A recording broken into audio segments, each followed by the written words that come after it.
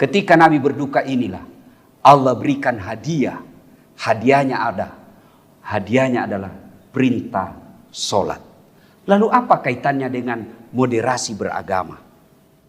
Apa hubungannya dengan moderasi beragama? Satu. Bapak Wakil Presiden Republik Indonesia, Bapak Menteri Agama Republik Indonesia, kaum muslimin muslimat yang insya Allah dimuliakan dan dirahmati oleh Allah Subhanahu wa Ta'ala. Mengawali pembicaraan saya ini, saya ingin menyampaikan terima kasih dan penghargaan yang setinggi-tingginya kepada Bapak Presiden Republik Indonesia yang telah menerima aspirasi umat Islam untuk membatalkan legalitas miras. Alhamdulillah. Karena miras ini sesungguhnya memang menyebabkan mabuk. Sehingga saya ditanya anak-anak saya, anak-anak mahasiswa saya, kenapa miras harus dilarang Ustaz? Susah ini anak-anak dijelaskan dengan ayat dan hadis. Maka saya menjawabnya hanya melalui lagunya Omai Rama. Omai Rama berkata, mengapa minuman itu haram? Karena merusak kepikiran. Mengapa semua yang asik-asik itu diharamkan? Mengapa semua yang enak-enak juga diharamkan? Jawabannya Gus Menteri, itulah perangkap setan, umpannya ialah bermacam-macam kesenangan. Alhamdulillah, Presiden Republik Indonesia tidak tergoda dengan kesenangan ini. Tapi ketahuilah Bapak Ibu Saudara-saudara sekalian, ada mabuk yang lebih berbahaya daripada mabuk miras, yaitu mabuk cinta. Kalau orang mabuk cinta, maka gentayanganlah para pelakor dan banyak suami-suami lebih cinta kepada istri orang lain. Tapi ketahuilah, ada lagi satu mabuk yang lebih berbahaya dari mabuk miras dan mabuk cinta, yaitu mabuk kekuasaan. Alhamdulillah, alhamdulillah, Bapak Presiden Republik Indonesia tidak tergoda dengan mabuk kekuasaan ini. Andai saja beliau mabuk kekuasaan, maka beliau akan tetap menghalalkan miras meskipun diharamkan dalam agama. Alhamdulillah. Ibu bapak, saudara-saudara sekalian, teristimewa Wakil Presiden Republik Indonesia, Menteri Agama Republik Indonesia yang saya muliakan. Kurang lebih 1400 tahun yang lalu terjadilah peristiwa yang sangat spektakuler, di mana diperjalankan seorang manusia pilihan dari Masjidil Haram di Mekah ke Masjidil Aqsa di Palestina, lalu naik ke langit, berdialog dengan Sang Yang Maha Pencipta, dan kembali lagi ke muka bumi. Pertanyaannya, mengapa peristiwa ini spektakuler? Karena perjalanannya sangat jauh, sementara waktu yang ditempuh sangat ringkas. Hukum fisika mengajarkan, semakin jauh perjalanan kita tempuh, maka semakin lama waktu yang dibutuhkan. Tapi perjalanan Isra dan Mi'raj ini, perjalanannya sangat jauh, tapi waktunya sangat ringkas. Ayat yang kita simak tadi dijelaskan bukan satu malam, tapi sebagian malam saja. Makanya ketika Nabi menceritakan kejadian Isra dan Mi'raj ini, hampir tidak ada yang percaya. Bahkan Abu Jahal dan Abu Lahab berkata, saudara-saudaraku bangsa Mekah, penduduk Mekah, inikah Muhammad yang kau yakini sebagai Nabi? Ternyata dia sudah gila. Katanya dari Masjidil Aqsa tadi malam. Hari ini ada lagi di Mekah. Mereka tidak percaya. Kenapa? Karena waktu perjalanan itu, pada saat itu, kendaraan paling cepat naik onta. Dari Mekah ke Masjidil Haram ke Masjidil Aqsa waktu itu, waktu yang paling cepat 1 bulan. Perginya, pulangnya 1 bulan. 2 bulan PP.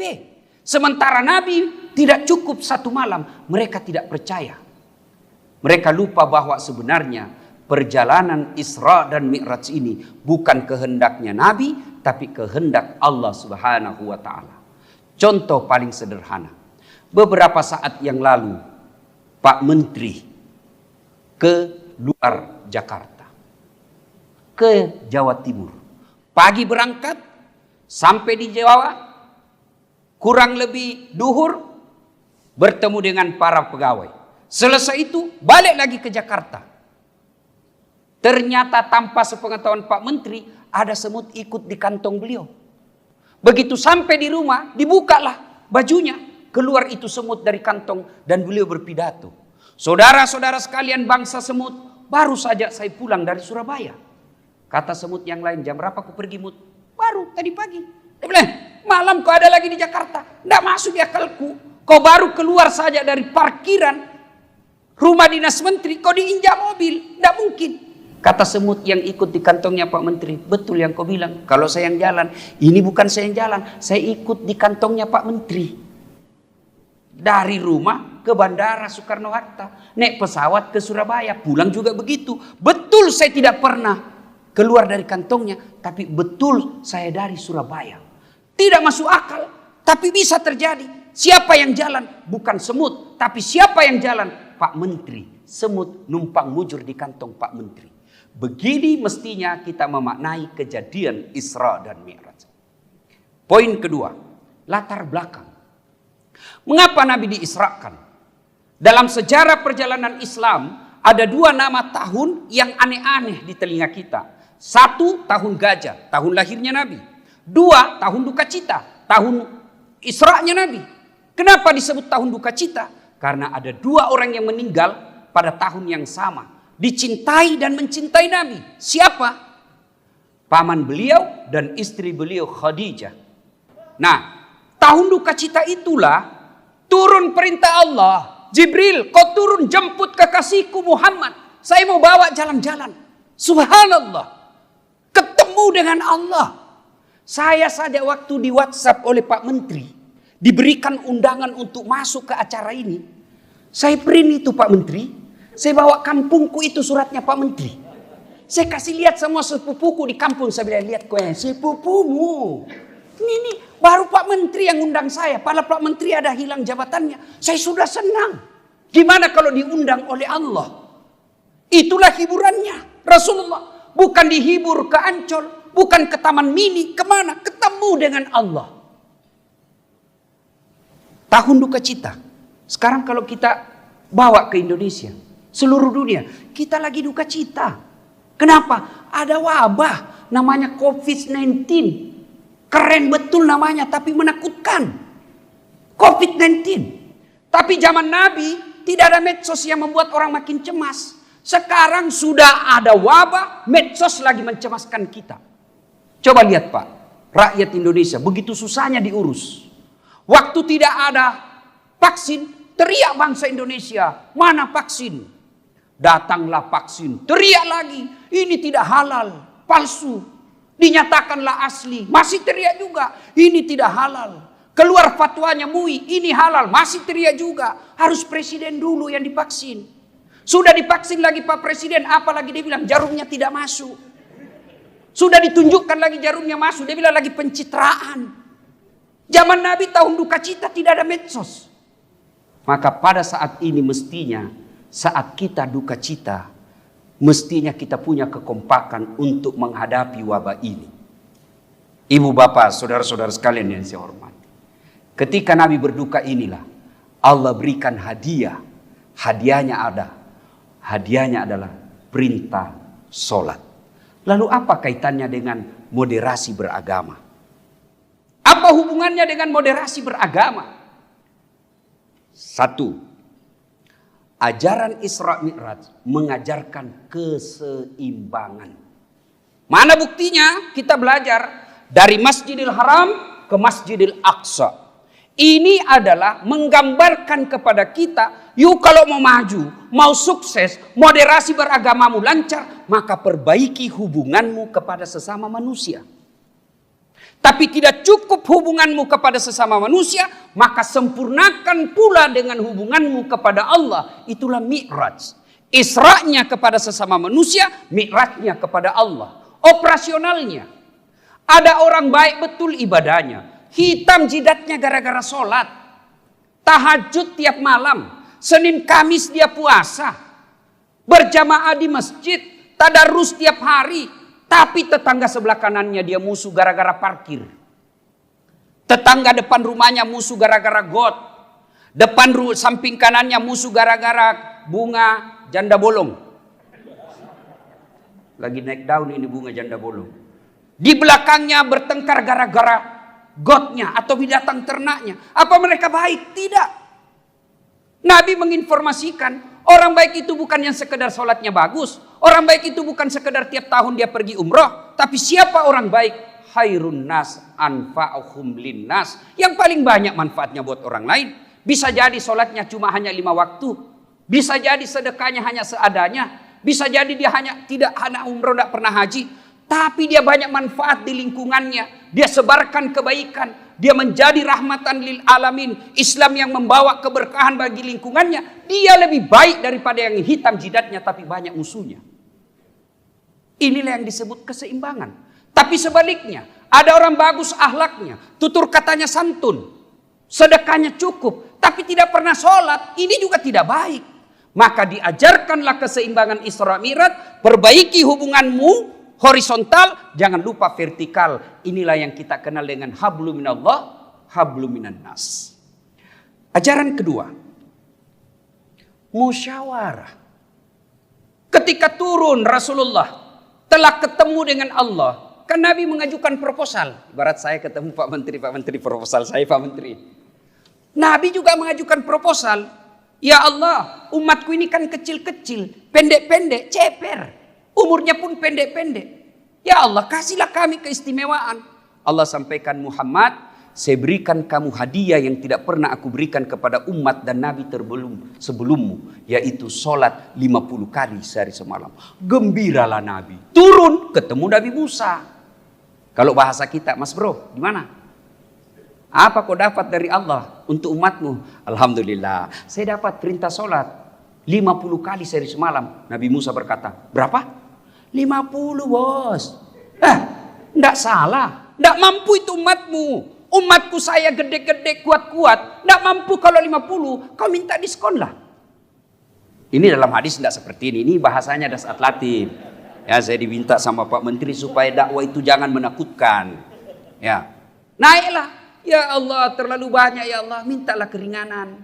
Dikurangi 5. Kata Nabi Musa, masih banyak bos. Nah kau minta lagi, kurangi lagi. Kurang lagi, naik lagi, kurang 5. Mondar mandir, setiap kali naik dikurangi 5. Terakhir tinggal 5. Kata Nabi Musa, lagi berapa bos?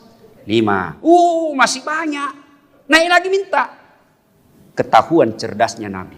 Nabi berpikir, setiap kali saya naik dikurangi 5. Sekarang tinggal 5. Kalau saya naik lagi tidak ada, sudah saya dapat. Sudah mi deh, biar mi. Sebentar pi kuliah ki. Kalau bahasa di Makassar. Ya kan? Ternyata apa yang dikhawatirkan Nabi Musa benar adanya. Bagaimana seandainya Pak jadi 50 rakaat? Bagaimana seandainya jadi 50 kali sholat malam? Saya yakin Kiai Haji Ma'ruf Amin tidak akan bisa jadi wapres. Kenapa? Sholat aja dikerja Pak. Baru bangun, hayya 'alas shalah, sholat lagi. Mau naik mobil, hayya 'alal falah, sholat lagi. Alhamdulillah, meskipun tinggal 5, nilai keutamaannya tetap sama 50. Ini menunjukkan, jangankan perkara dagang, jangankan perkara politik, jangankan perkara syariah, perkara ibadah saja Allah memberikan musyawarah kepada Rasulullah Muhammad SAW. Maka tidak masuk akal saya kalau ada orang yang tidak mau bermusyawarah dalam memecahkan permasalahan umat. Dengan catatan, jangan salah pahami musyawarah. Akar kata, etimologi, musyawarah itu maknanya adalah mengeluarkan madu dari sarangnya. Mengeluarkan madu. Berarti orang yang bermusyawarah itu hasilnya menimbulkan manis. Menimbulkan kenikmatan. Berarti orang bermusyawarah mencari kebenaran dan keadilan. Bukan mencari kemenangan. Kalau musyawarahnya mencari keadilan dan kebenaran, maka insya Allah itulah yang disebut perbedaan adalah rahmah. Tapi apabila kita bermusyawarah mencari kemenangan, maka yang terjadi adalah debat kusir dan ujung-ujungnya saling menghina dan menyebarkan kebencian. Inilah yang diajarkan Isra dan Mi'raj, bermusyawaralah. Nilai yang ketiga, karena waktu yang sangat terbatas. Persatuan dalam sholat. Itu sholat jamaah. Coba kita lihat sholat jamaah. Nilai-nilai persatuan dalam sholat jamaah. Mulai dari bahasanya. Gus Menteri, bisa dibayangkan bagaimana seandainya sholat boleh memakai bahasa masing-masing. Yang jadi imam, dia takbir pakai bahasa Arab. Allahu Akbar. Makmum, datang saudara kita dari Padang. Allah nan gadang. Muncul pula saudara kita dari Jawa. Gusti Allah gede. Nah ageng. Datang orang Bugis Pak, sekampung saya. Pungallahu ta'ala maloppo. Datang pula anak gaul dari Jakarta, dia bahasa Betawi dengan bahasa gaulnya. Allah gede banget gitu loh. Coba bayangkan kacaunya, itu baru 5 suku. Dari saja bahasa mengajarkan kepada kita, yuk bersatu deh. Sholat. Belum lagi kita lihat Pak, orang masuk dari masjid. Yang dari arah kanan, dari arah barat, hadap ke kiblat. Dari arah selatan hadap ke kiblat. Dari arah barat hadap ke kiblat. Dari arah timur hadap ke kiblat. Bayangkan kalau mereka menghadap sesuai dengan datangnya masing-masing. Yang dari kanan sini Kak, begitu ruku Pak, tabrakan pantat kita. Ini mengajarkan. Tapi sayang 1000 sayang, persatuan kita hanya ada di masjid, kita tidak bawa dalam kehidupan bermasyarakat. Kita kompak ketika sholat jamaah. Amin. Tidak ada yang baca dengan bahasa daerahnya masing-masing. Tapi sayang 1000 sayang, persatuan ini kita tidak bawa dalam kehidupan sehari-hari. Persatuan adalah modal yang sangat berharga. Sehingga hampir setiap Jumat kita dengar, wa'tasimu bihablillahi jami'an wa la tafarraqu. Berpegang teguhlah engkau kepada tali persaudaraan agama Allah dan janganlah engkau bercerai-berai. Tapi sayang, kita gara-gara beda pilihan, kampret cebong, sampai sekarang belum rujuk. Padahal Pak Presiden sama Pak Prabowo sudah akur. Saya bilangin beleng-beleng ini. Orang sudah jadi presiden, sudah menteri, kamu pakai musuh-musuh. Jangan. Betapa pentingnya persaudaraan ini, menjaga kerukunan dan persaudaraan ini. Coba kita lihat sejarah perjalanan Islam. Perang pertama, Perang Badar. Menang mutlak Islam. Perang kedua, Perang Uhud. Meskipun secara fisik 80 umat Islam yang wafat termasuk pamannya Rasulullah Hamzah. Tapi tidak kalah kita waktu itu. Kita menang. Kenapa? Karena tujuan peperangan itu ingin mengambil Madinah. Tapi umat Islam mampu mempertahankan Madinah. Perang ketiga, Perang Khandaq. Menang mutlak Islam pada saat itu. Sehingga jumlahnya semakin banyak. 3 kali menang. Maka datanglah Nabi ke Mekah untuk umroh. Di Hudaybiyah beliau kemudian dihadang. Karena dihadang, kemudian ditawarkanlah perdamaian untuk bermusyawarah. Nabi memilih untuk bermusyawarah. Inilah Islam. Kata Nabi, selama masih ada tawaran untuk berdamai dan bermusyawarah bersatu, lakukan itu. Sidang jamaah yang saya muliakan, pada akhirnya Isra dan Mi'raj ini jangan sekedar menjadi seremonial semata. Tetapi mari kita jadikan nilai-nilai dalam kehidupan beragama. Apabila Islam mampu kita aplikasikan dalam kehidupan sehari-hari, maka insya Allah terwujudlah firman Allah. Walau anna ahlal qura amanu wattaqau lafatahna alaihim barakatim minas sama'i wal ar. Allah akan turunkan keberkahan dari langit dan keberkahan dari dalam tanah. Terima kasih, semoga ada manfaat. Lebih dan kurangnya mohon dimaafkan. Fastabiqul khairat. Assalamualaikum warahmatullahi wabarakatuh.